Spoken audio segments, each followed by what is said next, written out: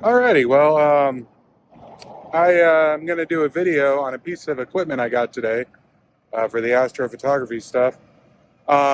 There's a shop in Tucson, Arizona called Starizona, and they make some pretty cool stuff. They're the inventors of Hyperstar, and they also make a lot of really cool 3D printed stuff for astrophotography.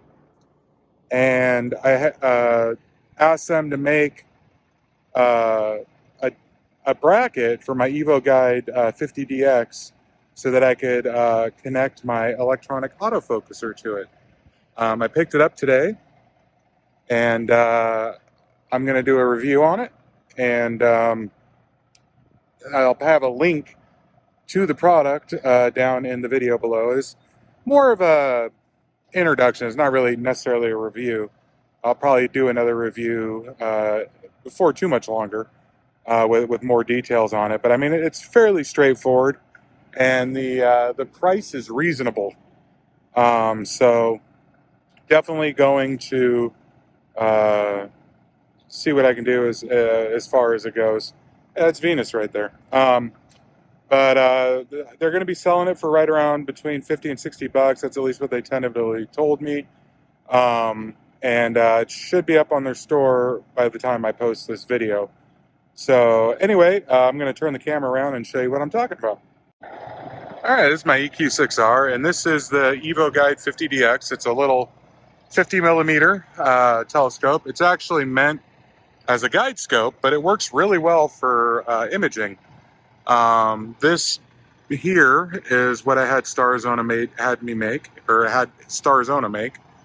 And what's cool about it is it has a deal to have the EAF work on it. So it's got a little pulley, a belt. They 3D printed this gear here, which you can see there, and that's how it turns the focuser, because it's a radial focuser or a twist focuser, and so it's got my EAF there, and the bracket has built into it mounts for a guider or something else, the ZWO EAF, and my ASI Air.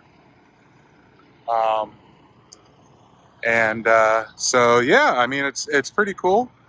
It goes right into the dovetail, and that's that. By the way, these are USB power things to power my dew heaters.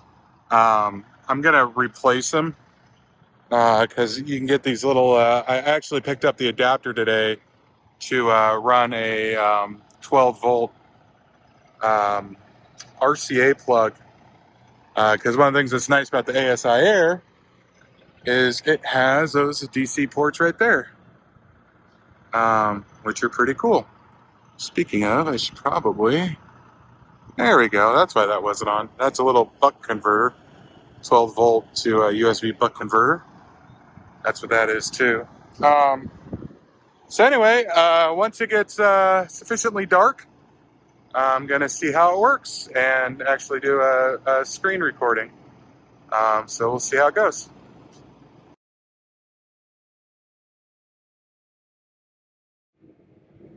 Okay, this is it doing an auto-focusing run, and I've sped it up a bit. I had some problems with it. There's a lot of slack in the focuser for this telescope, and I had to go into the settings and adjust the step sizes multiple times.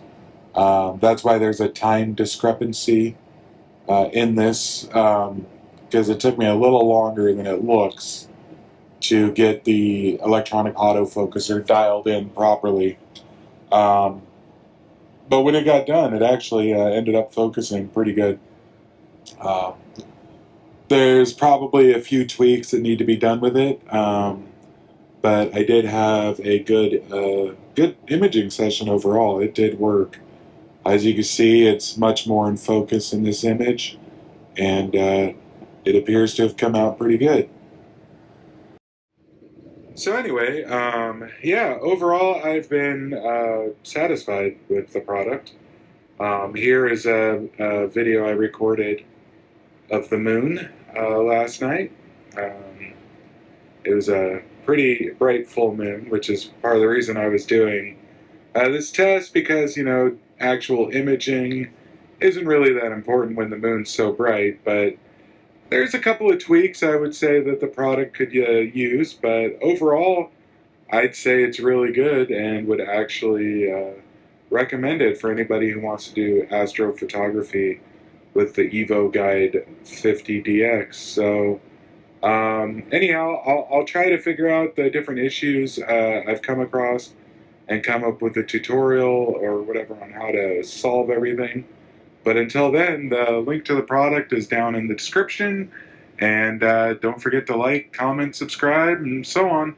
Till next time, 7 threes. This is Wes Magyar. Have a good day.